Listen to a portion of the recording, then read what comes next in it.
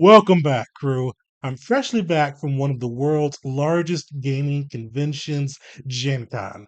And today we're going to be going through a first timer's review of GenCon. Sneak peek though, I had a blast, really enjoyed myself, and I'm definitely going back and hoping to make it a tradition of making my way out to Indianapolis in GenCon.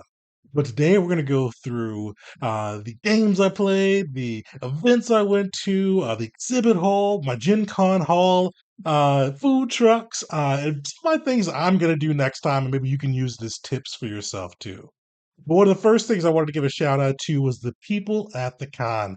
Just so friendly. I got to have so many fun conversations about different tabletop RPGs, even some board games, TV shows. It was a blast being able to interact with so many cool people with similar interests. So major shout out there, and also a huge shout out to I got to meet some of the subscribers to this channel. Thank you guys for shouting me out and kind of saying hi at the con. I truly appreciated it. It was really cool getting to see some viewers in person. So thank you guys again for that. Definitely, hopefully, I'll see you all next year too.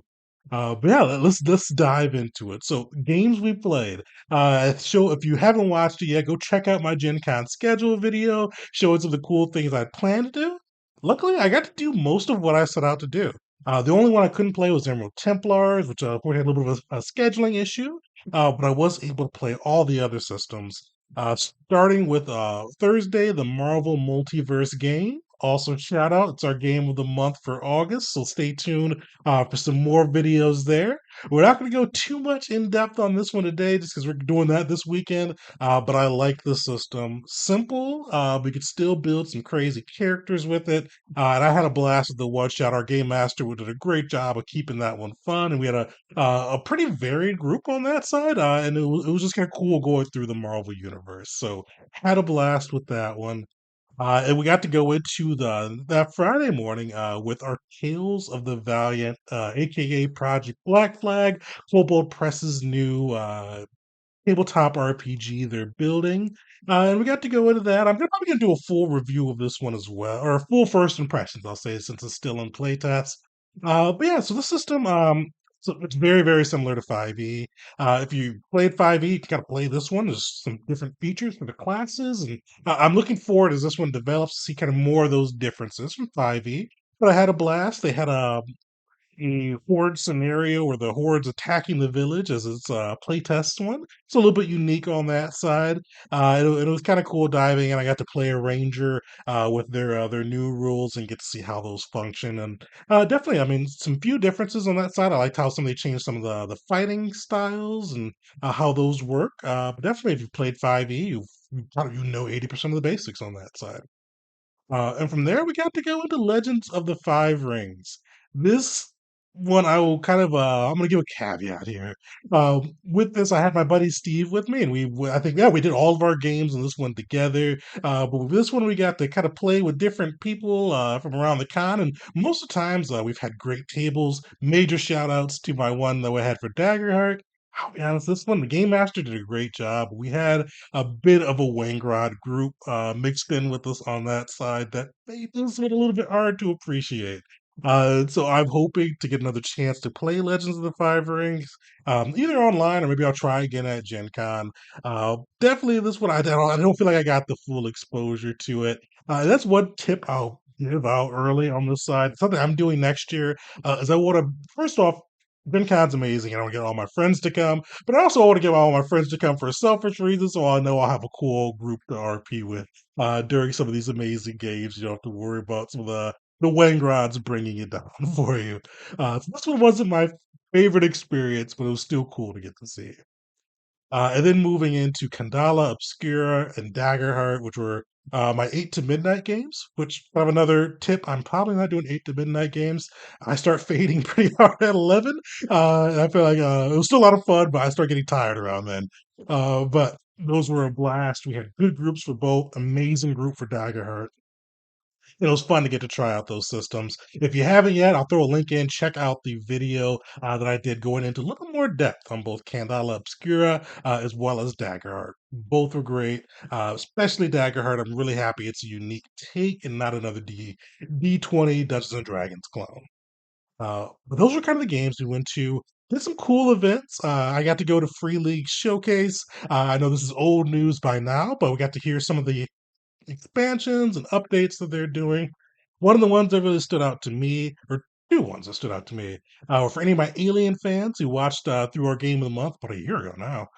They are doing the what's it called, the World Expansion World something. I should have wrote that down, which is going to give more player options as well as more options for game masters to kind of make extended campaigns utilizing the aliens system. I know that was one of the frequent, I wouldn't say complaints, or I say thorns with the system. That it does do better for short campaigns, one shots, but they wanted to expand that out, give more options to both players and game masters, and that's going to be coming out soon. Another cool one for any of you that's followed, the One Ring is coming out with a Moria expansion. They showed us some concept art. I think it's Kickstarter now too, so you guys probably already saw it. I'll throw a link down to the Kickstarter as well. So in case you wanted to tell any Lord of the Rings stories utilizing Moria, they're going to give you some great resources for that. So that was cool to see what Free League was doing. They also brought the Borg guys. I didn't know that Pirate Borg was under the official Free League banner now. So they brought the Pirate Borg guy. I'm sorry, I'm blanking on his name, as well as the Cyborg and Mork Borg guys. They got to go through and discuss kind of their approach to working with Free League, as well as their approach to designing the arts and the system. Which, if you haven't seen any of the Borg titles, they've got crazy good art with a very drastic style. I'll say. It can be a little bit, I won't say intimidating, but I'll say actually I'm gonna say intimidating for newcomers. There's so many things going on the page, but it was really cool kind of seeing their perspective behind that and kind of how to work with their systems. So shout outs to Free League in that panel. That was one of my favorites. But my favorite panel though was getting to go see Kieran Gillen at the Gen Con discussing the Die RPG system. But that talk, I'm gonna see if they have a link for the recording because I feel like everybody should go watch that because it was about Die, but it just expanded. The whole panel was both really deep as well as funny at times. And it was just really cool seeing both their creative processes and kind of seeing how that flowed out. I was definitely, I wish I did more panels, but I was super happy I got to do that one because it was just really cool to see him there. Also, shout outs. I didn't get to see him at the pan, or I didn't meet him at the panel, but I got to meet Kieran in person when he was working the booth. It was cool getting to see him in person after that Meet the Maker video. So those are kind of the events and games I did. All of them had a blast. But yeah, let's go into a little bit one of the big things for the con, the exhibit hall. We were there we got there Wednesday, and then we were there Wednesday through Sunday. We didn't get to do trade day, but Thursday was our first true day at the con. We were part of the what do they call it, the running of the nerds. As they open the doors, you get to explore the exhibit hall. That's probably the first and last time I'll be there at 10 a.m. though. It is a ton of people all going in all at once. It's hard to see anything, but it was cool to be a part of that first time. And the Gen Con Hall had so many great things. Like, I got to pick up a lot of books, which I'll go over soon. I got to see some cool board games. I'm not a huge board gamer, but there's just some really interesting ones, including one I think that once it opens up its new Kickstarter, I'm going to sponsor. There's a game called Dog versus Zombie, I believe it is. I'll throw a link to this one in the description because it's cool. But with this one, you get to basically the premise of the game is it's dogs chasing zombies out of a park. I mean, that sounds interesting, but not too crazy. But the really cool thing with this one is you can, if you back at a certain level, you can send them a picture and details about your dog or dogs, and they will make a sheet for them. You'll be able to make them a character that you can play in the game, along with special abilities based off the description you gave them. So I'm super hyped for that one. I'm going to do that one. I'm seeing if there's a good way to play that live on stream. I don't know how to set that up. I think I'll have to figure out a way to get my whole kitchen table in view, which more to come. That's more, but that was a really cool one. I've got two big dogs that I'm looking forward to putting in that game. And it's one of the few ones my wife agreed to play after hearing that she could play as her favorite dog. So that just seemed like a really cool one. That's really one that stood out to me. But I probably bought too many. Actually, I had a small Gen Con haul, but I wasn't expecting to buy so much since I buy a lot of the TTRPGs as they come out.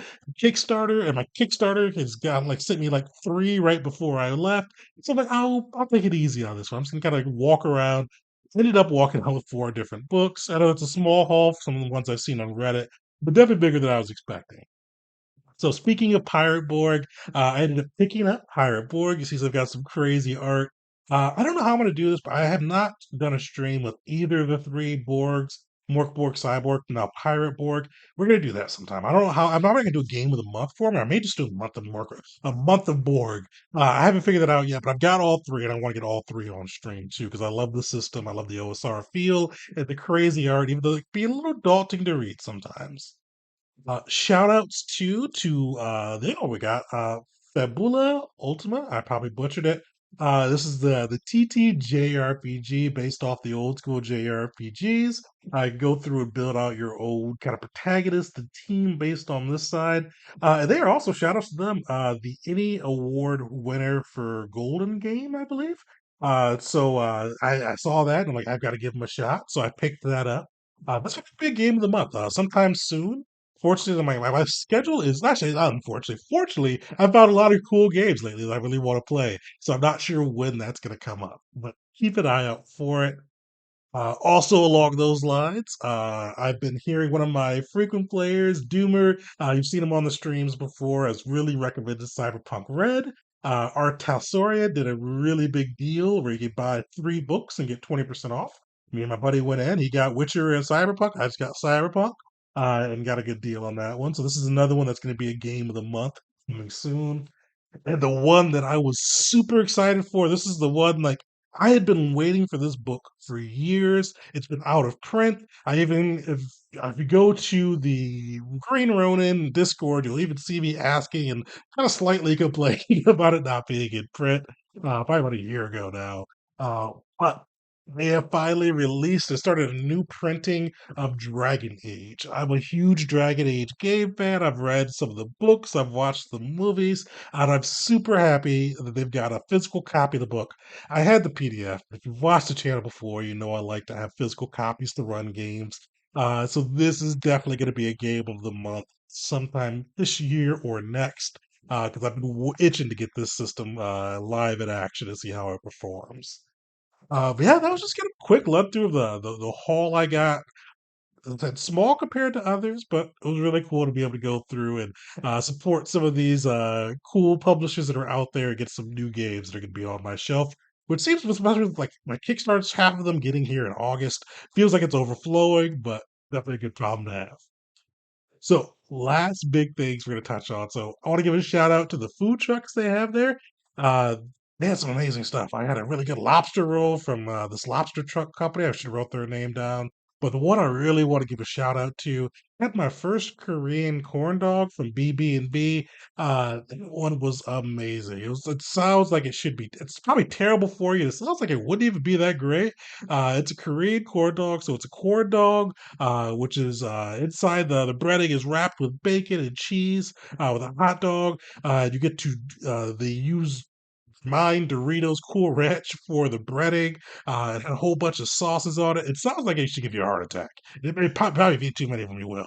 But it was delicious. Wasn't greasy. It was the best thing I ate that weekend. So shout outs to that food truck. I hope you come back next year. And just there's a lot of cool stuff out there. You get to eat some varied food. Uh, Lines are a little long, especially the beer line. Great, and that's one thorn for Gen Con. Uh, Bring more breweries or have the brewery open more lines. The line got crazy sometimes, but that's a very small complaint. Or have like because within the place, I'm forgetting the convention center. Thank you. Have more beer lines or things like that, so we can get a beer and go play a game. That'd be cool. But overall, very small thorn. But last thing I want to do before we wrap this up is tips for next time. And these are tips I'm taking for next time. Definitely do with them as you will or as fits your style. As I said, first one is I want to bring a larger group. So I've got some cool RPers that I know are going to play a good game and not be wang rides for those games for next year. So my friends that are watching this, I'm going to be haranguing you, low key harassing you to be coming next year and have a good time for yourself too. And make sure we have some fun games together. Also for next year, I prefer being on the GM side of the screen. Love playing new games, but if I said there's a spot that I'm most comfortable, it's in that GM's chair. So I'm gonna try DMing some games at the Gen Con. I don't know what I'm gonna be, GMing yet. I know sometimes if you work with the publishers, you can, kind of get your con paid for, but that seems like you have to do a lot of work for that. I'm just probably gonna do a game a day. I don't know what yet, so stay tuned. I'll let you guys know as soon as I do know. Probably some OSR systems, probably some, system light ones, things that people can pick up, play easily, and we can have a fun time telling stories together. So keep an eye out for that.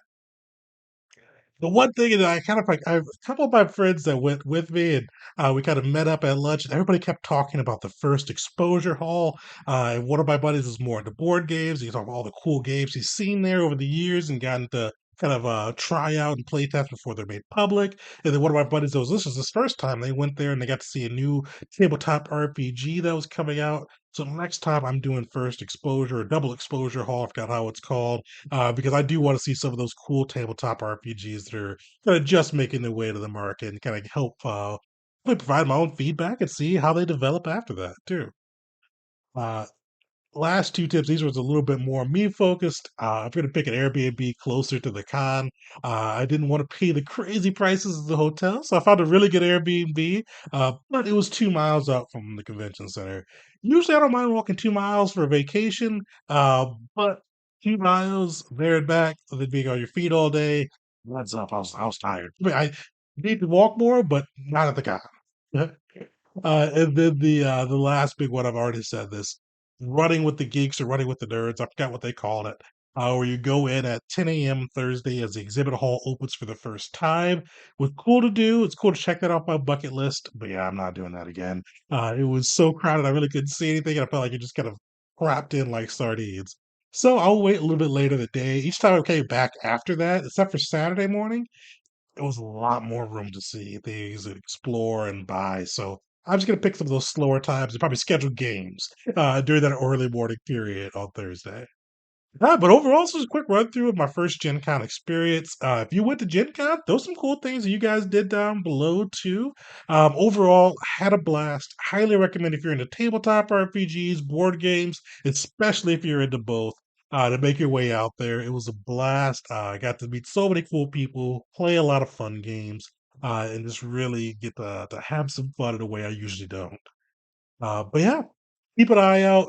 We're going to be doing a part two to the Daggerheart video. Found in the comments, there's a couple things I didn't go over. So probably coming out tomorrow. And then August is our Marvel Multiverse month. We're going to be diving into our first impressions this weekend and first impressions after the play of the game. So we got to get a view of that. And then we're going to be going over our schedule and kind of how we're showcasing the Marvel Multiverse. Sneak peek, we do have another Meet the Maker with Matt Forbeck, the creator of the system, this month. So stay tuned for that. Like, subscribe. Also, if you want to support the channel, subscribe to our Patreon. I'll throw a link in the description. One of the cool things you get to do is August, later this month, you guys will be able to vote for September's Game of the Month. So it could be any tabletop RPG that's on the market that has its own hardcover, including one I own or one I don't own, as long as I'm able to easily buy the book.